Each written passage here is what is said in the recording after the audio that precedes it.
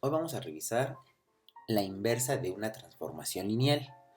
Al igual que en las funciones, para saber si una función tiene inversa, se debe de saber si es una función biyectiva. En este caso usaremos, en lugar de función, usaremos la palabra transformación. Si esa transformación es biyectiva, y a su vez, para saber si es biyectiva, debemos saber si es inyectiva y suprayectiva. Antes de comenzar, vamos a hacer un resumen de lo que han aprendido. Eh, Sabemos que hay dos espacios vectoriales, U y W, que podemos establecer funciones que los relacionen, que les llamaremos transformaciones. Las transformaciones que nos interesan son aquellas que son lineales, que cumplen con la superposición y con la homogeneidad. Estas transformaciones aprendimos que tienen dos formas de representarse, que es regla de correspondencia y la representación matricial, que se llama matriz asociada a una transformación. Como bien sabemos, es única la regla de correspondencia y existen infinitas matrices asociadas dependiendo de las bases. También aprendimos que las transformaciones lineales se pueden operar con las operaciones adición, multiplicación de un escalar por una transformación y hacer la composición. Ahora vamos a ver si existe, vamos a poner aquí el color, vamos a ver si existe modo de regresar, por así decirle, la transformación inversa. Ok, vamos a leer la teoría y vamos a seguir explicándola. Dice, como ya comenté, primero hay que saber si es biyectiva, y para ser biyectiva hay que saber si es inyectiva y suprayectiva. Dice, transformaciones lineales inyectivas y suprayectivas. Sea T una transformación lineal que va de U a V. Una transformación va a ser inyectiva.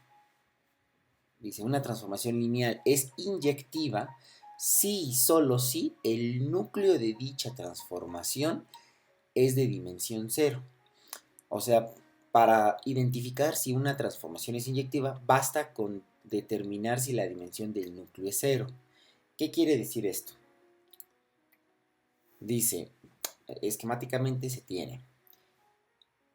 Dice, inyectividad o inyectiva, lo que quiere decir es una relación 1 a 1. 1 a 1. Este sería inyectiva, una relación de este tipo. No sería inyectiva.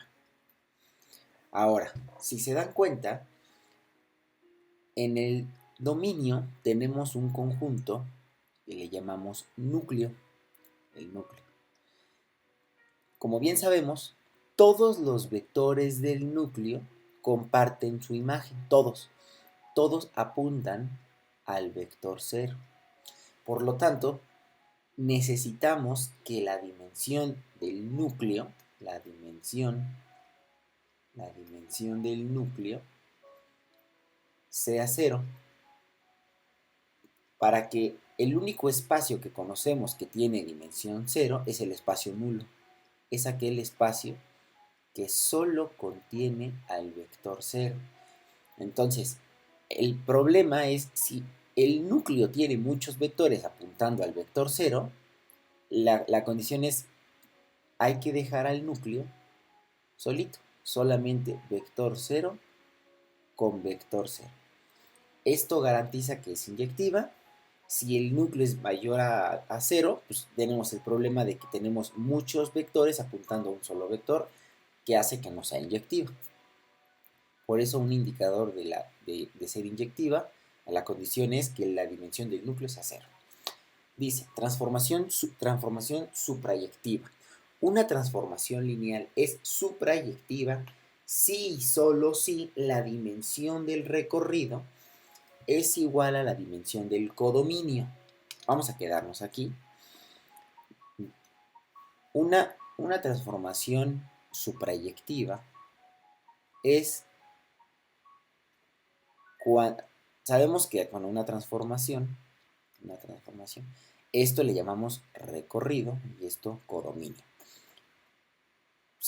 Hay veces que el recorrido es de menor tamaño o de menor dimensión que el codominio, a veces, pero a veces resulta que el recorrido es tan grande como el codominio.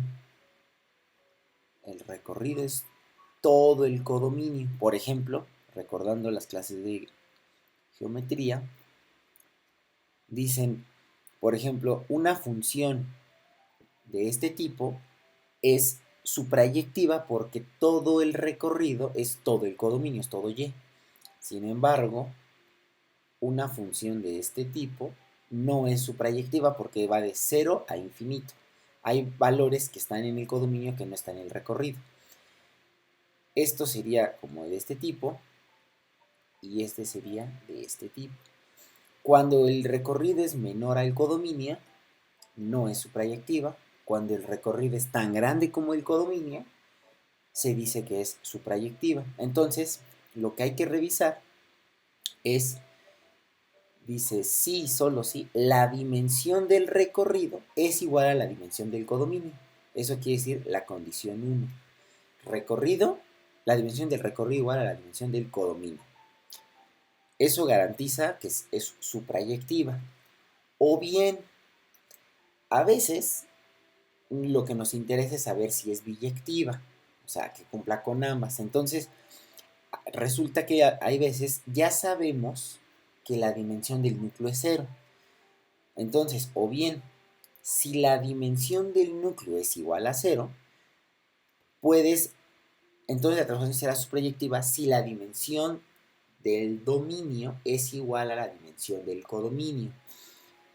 Esta segunda condición solamente sirve cuando ya demostramos que es inyectiva. Si solamente quisieras saber si es suprayectiva, tendrías que usar la primera. Entonces, voy a explicar de dónde surge la segunda. Vamos aquí a borrar.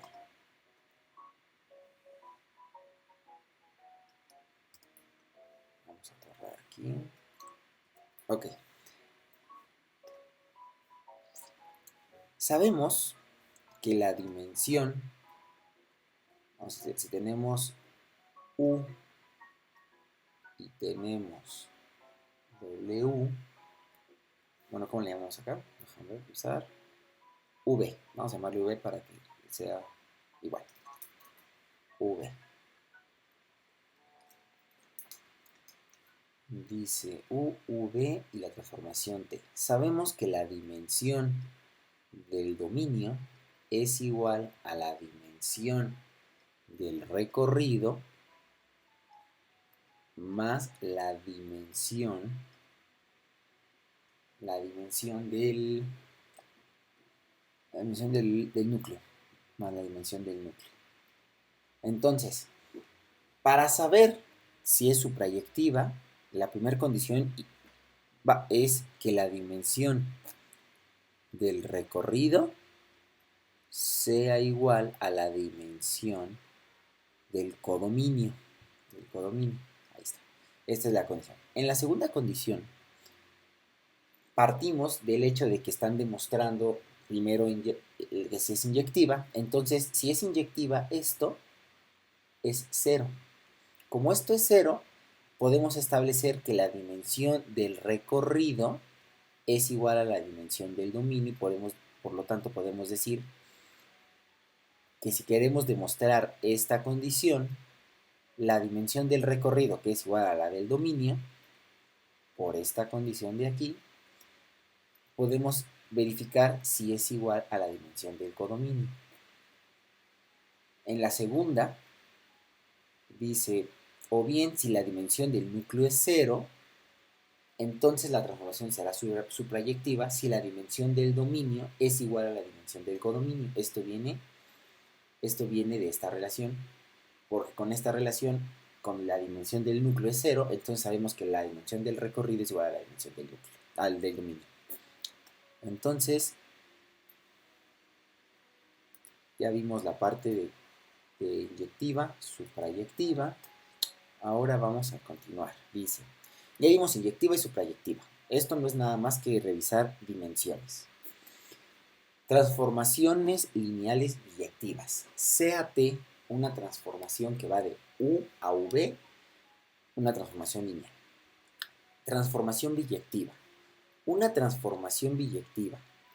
Una transformación lineal es biyectiva si y solo si es inyectiva y suprayectiva, es decir, si la dimensión del núcleo es igual a 0 y la dimensión del recorrido es igual a la del codominio. Quiere decir, una transformación lineal va a ser biyectiva si y solo si es inyectiva y también a su vez es suprayectiva simultáneamente. Aquí lo que hacemos es juntar la condición de inyectiva y la condición de suprayectiva. Entonces es el resultado de las dos anteriores. Y con esto dice, inversa de una transformación lineal.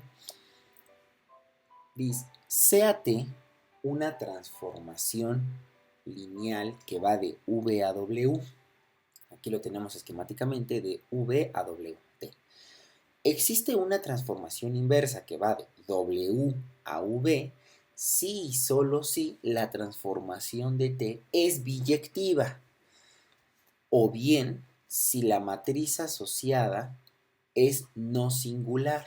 Esto es, si la matriz asociada a T existe. Dice, de manera general, aquí estábamos hablando de una matriz asociada referida a bases canónicas, de manera general referida a cualquier base. Si tenemos la matriz asociada a T referida a la base AB y les obtenemos su inversa, o sea, si existe, entonces estaríamos obteniendo la matriz asociada a la transformación inversa referida a la base BA. Es importante notar que el orden de las bases cambia porque ahora el dominio en la inversa era el codominio del anterior y el codominio ahora es el dominio. Entonces, con esto vamos a realizar ejercicios. Ya tenemos aquí uno apuntado, dice, dadas las transformaciones lineales T, aquí hay un problema técnico, T, vamos a corregirlo, no, vamos a ponerlo por acá, vamos a poner T y S. Vamos a tomar esa captura. Te han cambiado los nombres. Vamos a ponerlo aquí.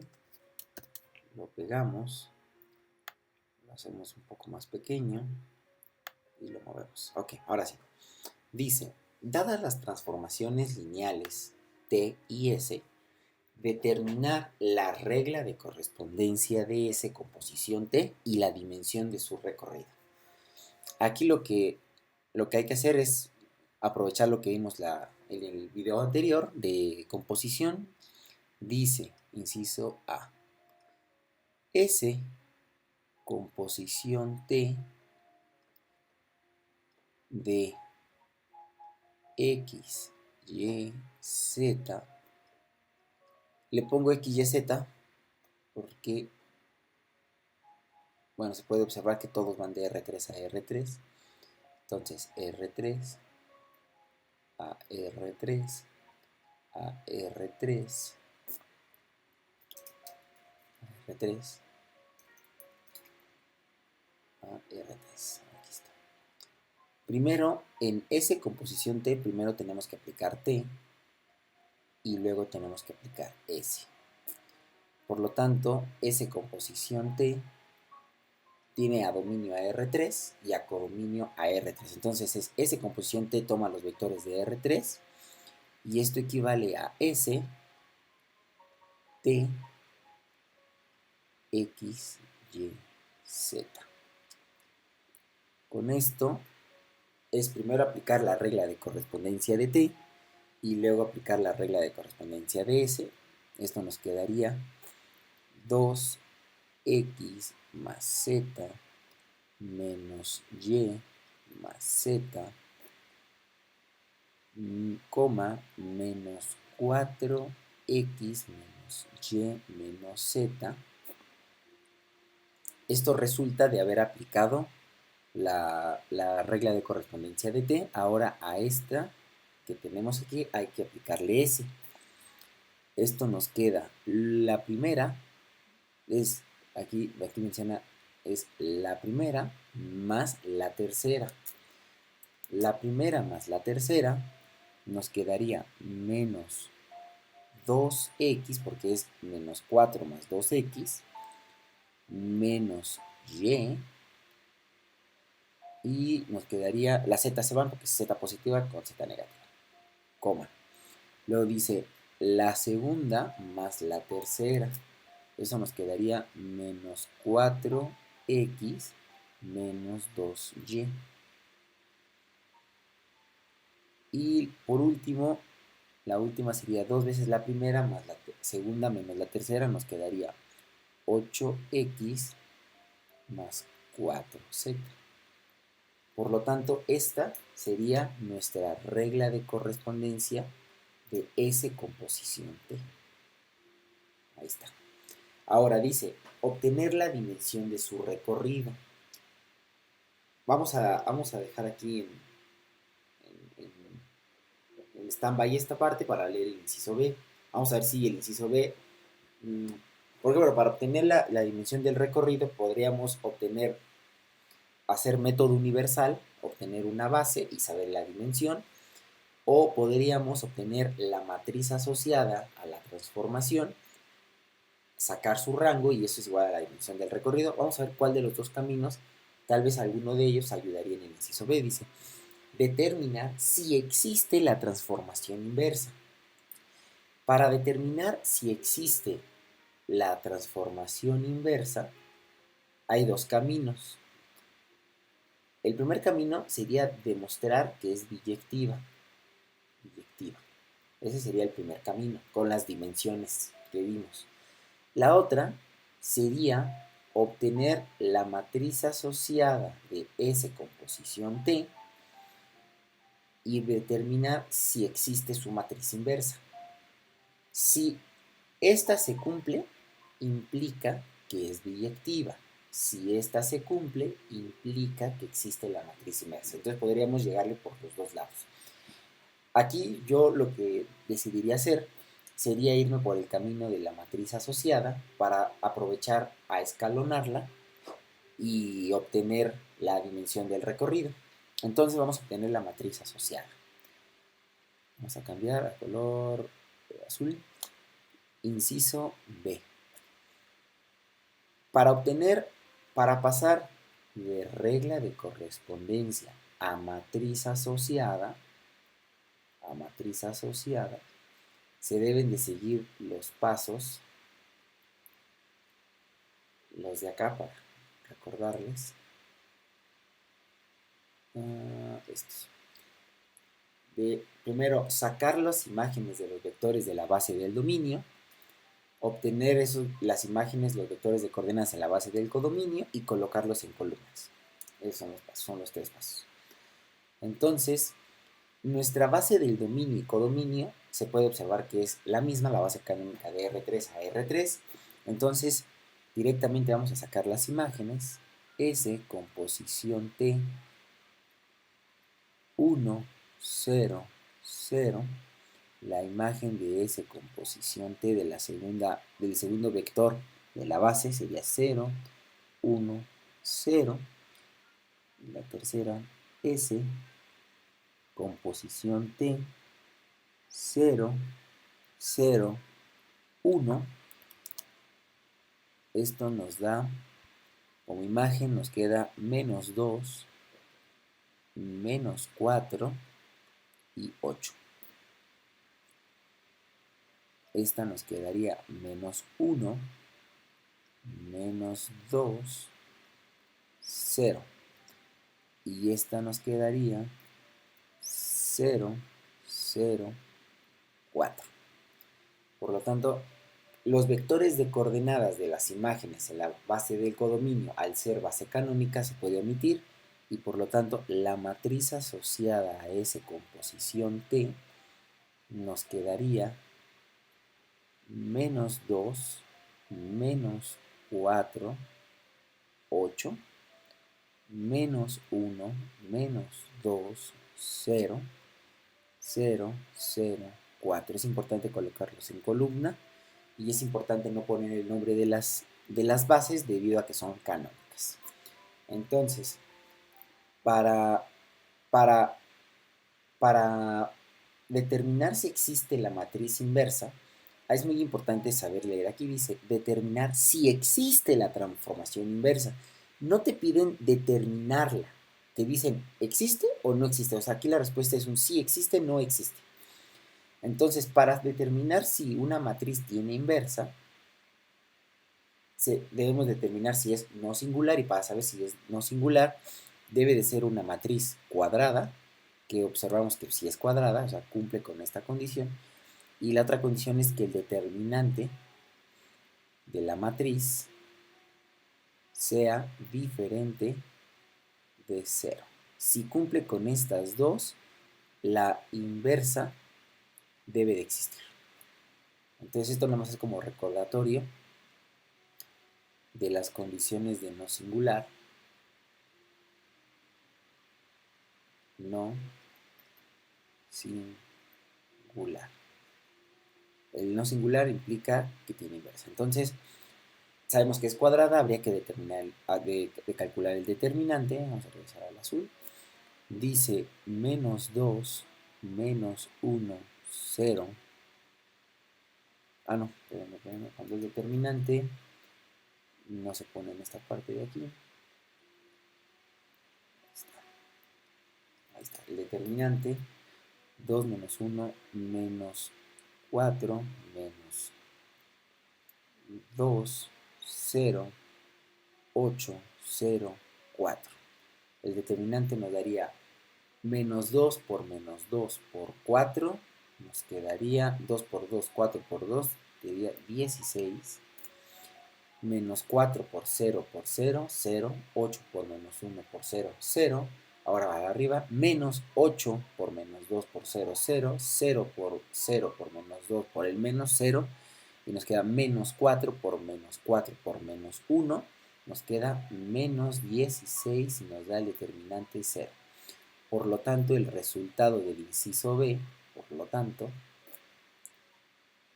no existe, la respuesta es no existe la inversa. Por este caso, pues no nos pedían calcularla, nada más determinar si existía o no. Y para calcular la dimensión del recorrido podemos escalonar aquí. Vamos a menos 2 para abajo. Bueno, se puede observar que se va a eliminar un renglón. Bueno, ya esperaríamos que se eliminara porque el determinante es 0, entonces sería menos 2, menos 1, 0. Aquí nos quedaría 0, 0, 0 y 8, 0, 4. Al escalonar, bueno, los dos renglones que nos quedan no son proporcionales, por lo tanto no se pueden eliminar. Nos quedan dos renglones distintos de 0, por lo tanto la dimensión del recorrido, acuérdense que se debe de expresar de esta forma, el nombre de la transformación aplicado al dominio es 2. Con esto terminaríamos el ejercicio. Inciso A, inciso B. Es importante mencionar que a veces te piden determinar la transformación y a veces determinar si existe. Vamos a hacer otro ejercicio ahora de examen final para ver cómo viene.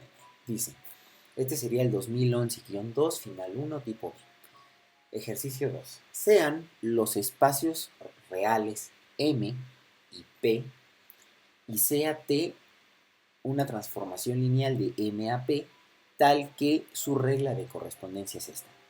Aquí te pide determinar la transformación inversa. A diferencia del anterior, solo te pedía determinar si existía. Era un sí existe, no existe. En este caso no existió. Aquí te están diciendo determínala. O sea, me daría a pensar es un sí existe. Vamos a tomar una captura de pantalla de esto. Y vamos a copiarlo acá. Vamos a eliminar esto. Está. Y lo pegamos.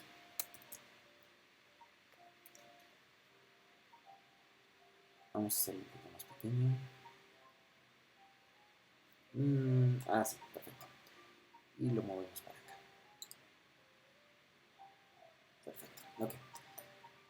Entonces dice, sean los espacios vectoriales M y P, transformación lineal, ok. Podríamos aquí optar por calcular, bueno, por hacer un isomorfismo, es lo más recomendable para poder usar bases canónicas. Entonces vamos a hacer un isomorfismo aquí para quitarnos a las matrices y a los polinomios. Vamos a cambiar de color a rojo. Bueno, otro color. Naranja. Color naranja. Ok. Dice, necesitamos un isomorfismo para las matrices A0, 0B, que nos van a dar las parejas AB, y otro isomorfismo que llamaremos F para AX más B, y esto nos da A, B. Entonces, cuando ya tenemos nuestro isomorfismo, lo que debemos de hacer es mover todo lo que tenemos. Lo único que tenemos es la regla de correspondencia, entonces la movemos. T es A, B igual a menos B, A más B. Aquí ya lo tenemos de un espacio de R2 a R2 y por lo tanto podemos sacar la matriz asociada a T referida a bases canónicas.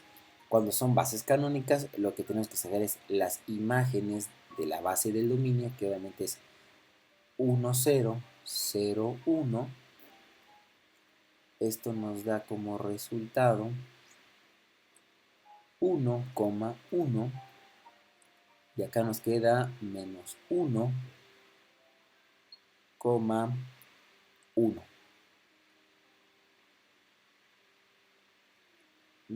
Espérenme un segundo.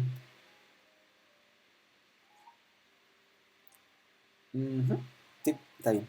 Ok.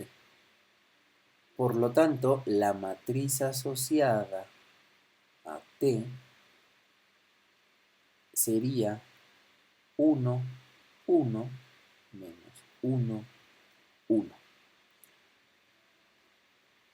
Y aquí nos quedaría de esta forma. Listo. Para calcular la inversa de esta matriz, pues solamente, obviamente el determinante, no vamos a hacerla por la fórmula que resulta del método de la adjunta de la inversa, método de la inversa por la adjunta. Entonces la matriz inversa de esta matriz sería inversa, es igual a la matriz asociada de T inversa, y es el recíproco del determinante, que en este caso es 1 por 1 por menos 1 por menos 1, sería 1/2, y esto nos queda, estos cambian de lugar y estos cambian de signo. Listo. Esta sería la matriz asociada referida a la transformación inversa. Ahora lo que hay que hacer es llegar a la regla de correspondencia. Para llegar a la regla de correspondencia hay que suponer un vector. En este caso vamos a suponer XY. Hay que ponerlo en términos de la base del codominio, que bueno, en este caso es R2, y como es base canónica queda igual. Como ya lo tenemos, entonces podemos multiplicar 1/2 por 1/2 por menos 1/2 por 1/2, multiplicarlo por... no vamos a usar XY porque como tenemos polinomios, al regresar van a chocar las X, entonces vamos a usar A, B. Entonces A, B nos daría como resultado, acuérdense que esto viene de M de T inversa por el vector U es igual a la imagen de U, y como se eliminan las bases porque son canónicas, nos ahorramos los vectores de coordenadas. Esto nos queda 1/2 de A más 1/2 de B menos 1/2 de A más un medio de b. Por lo tanto, la inversa de a, b es igual a un medio de a más un medio de b, coma, menos un medio de a más un medio de b. Como usamos un isomorfismo, debemos de regresarla. Si t va de m a p, por lo tanto, la t inversa debe de ir de p a m, porque es transformación inversa. Entonces, debe de partir de polinomios. Esto nos quedaría a x más b, y te debe de dar matriz, que nos quedaría un medio de a,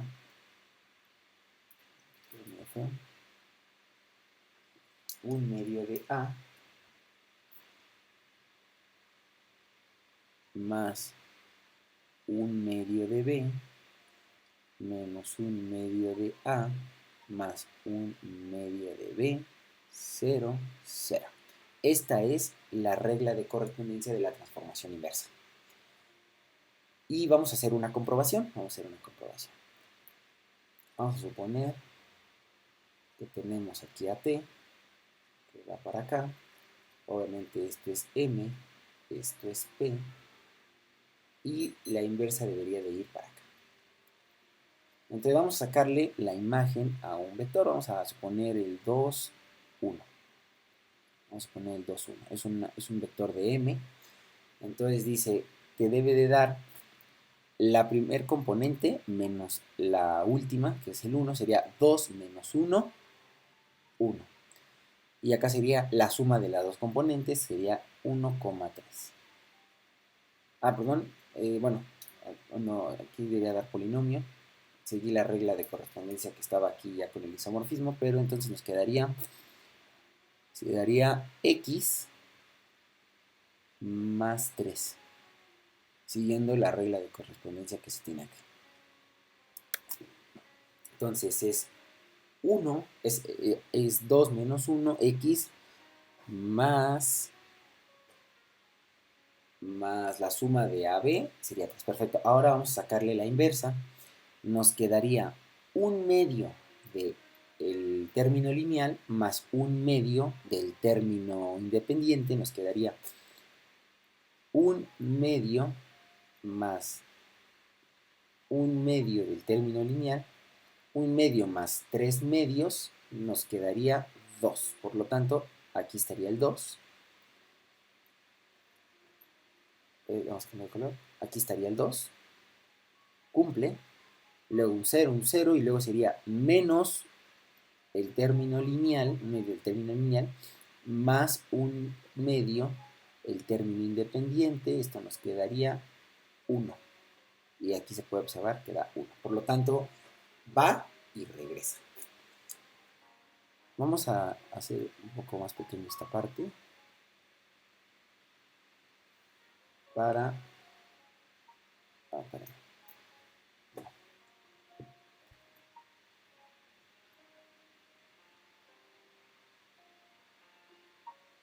Ok.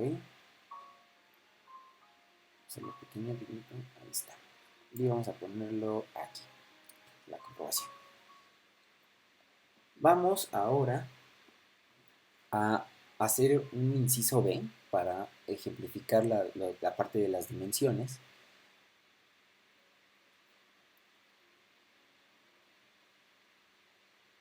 Ahí está. Ok.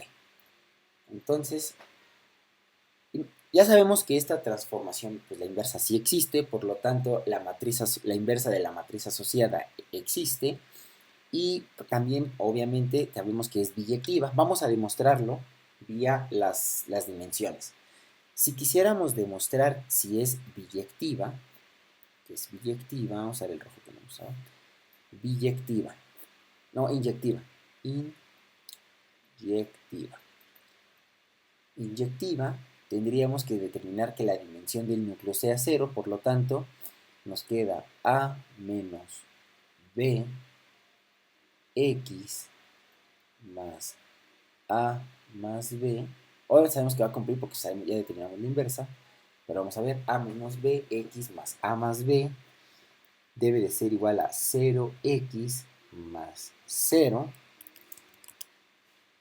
Y aquí nos queda un sistema de ecuaciones que es A más A, perdón, es A menos B. Es A menos B igual a 0, A más B igual a 0. Por lo tanto, tenemos que A es igual a B. Y entonces tenemos aquí 2A igual a 0, A igual a 0, B igual a 0. Y por lo tanto, el núcleo están todos los vectores. Como el núcleo está en el dominio, debe ser de forma matricial. Por lo tanto, solo admite 0, 0, 0, 0. Como solo admite el vector 0 de la parte del dominio, la dimensión del núcleo es 0. Por lo tanto, cumple la inyectividad. Cuando hacemos la inyectiva, tenemos que hacer la suprayectiva. Y como nos podemos apoyar en el que estábamos viendo, de que si la dimensión del núcleo es 0, basta con determinar la dimensión del dominio con la del codominio, hasta acá. Dice, si ya determinaste que la dimensión del núcleo es 0, puedes verificar que la dimensión de tu dominio con la de tu codominio es la misma y por lo tanto sería suprayectiva. Entonces, la dimensión de M debe de ser igual a la dimensión de P debido a esto. Por lo tanto, M vemos que es de dimensión 2 y P es de dimensión 2, por lo tanto, sí es suprayectiva. Si quisiéramos determinar la dimensión del recorrido, podríamos, mediante el teorema que estudiamos, que está de este lado, el rango de la matriz asociada es igual a la dimensión del recorrido, por lo tanto, de esta matriz asociada que tenemos aquí, sacamos el rango. Obviamente, si intentamos escalonar, no se va a ir ningún renglón debido a que el determinante es diferente de 0. Por lo tanto, al no poder seguir ningún renglón, la dimensión del recorrido, que sería T de M, debe de ser 2. Porque el rango de esta matriz, el rango de MT es 2. Porque al escalonar no se va a ir ninguno porque el determinante es diferente de 0. Por lo tanto, de este otro modo, sabemos que el recorrido es tan grande como el codominio, que es B. Y por lo tanto, podemos asegurar que es biyectiva y existe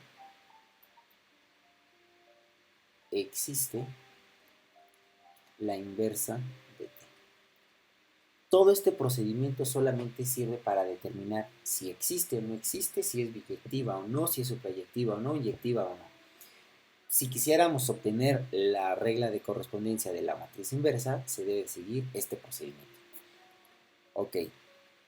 Para terminar con esto,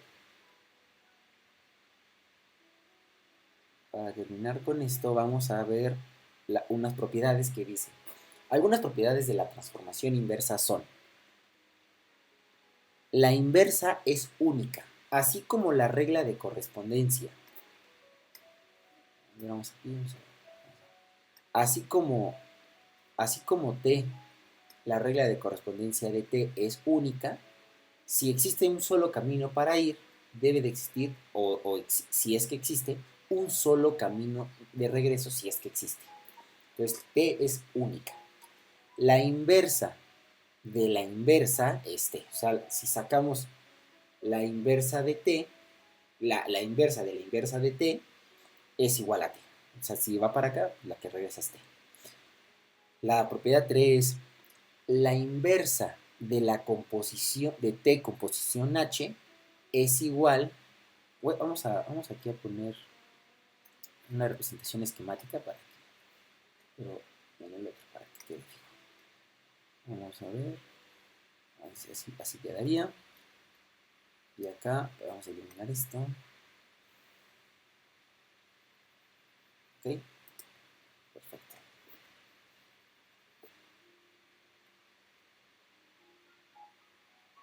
Ok, ahí está. Está ahí, perfecto. Entonces dice la 3, dice, si tú tienes H, o que es T composición H, entonces primero tienes que aplicar H, luego tienes que aplicar T, y entonces de aquí a acá va a venir T composición H. Si tú quieres sacar la inversa de esta transformación, o sea, quiere decir T composición H inversa, es lo mismo que primero aplicar T inversa y luego H inversa. Como cambia el sentido, entonces por eso es T inversa, H inversa composición T inversa. Cambian el orden aquí. La inversa de alfa veces T es el recíproco de alfa por la inversa de T, siempre y cuando alfa no sea 0, porque 0 no tiene recíproco. 5. La inversa de T composición T es igual a IV. ¿Qué es IV? Dice, donde IV y IW son transformaciones identidad de V y W respectivamente. ¿Qué es esto? Si tú tienes al espacio V y tú tienes al espacio W y tienes una transformación T, y en caso de que exista la T inversa, aquí viene algo interesante, hay transformaciones que se llaman transformación identidad. La transformación identidad de W y la transformación identidad de V. ¿Por qué? Pues porque V puede ser matrices polinomios y acá puede ser terna y polinomios de segundo grado, ¿no? Entonces, una transformación identidad es aquella que hace esto. Vamos a poner que son ternas, entonces X, Y, Z te da X, Y, Z. No le hace absolutamente nada el vector. Si fueran polinomios, A, X más B, la transformación de identidad sería A, X más B. Entonces dice aquí, T inversa composición T, quiere decir, primero aplicas T, si a U le aplicas T, te va a dar su imagen de este lado, y si a eso le aplicas la inversa, realmente a U no le hiciste nada, o sea, sería lo mismo que aplicarle la transformación identidad de U. Si primero aplicas a la imagen, por ejemplo, a un vector de W, T inversa y luego le aplicas T, sería lo mismo que aplicarle la transformación identidad de W. Estas son propiedades que son importantes tenerlas en cuenta, y con esto terminaríamos de ver lo que es la inversa de una transformación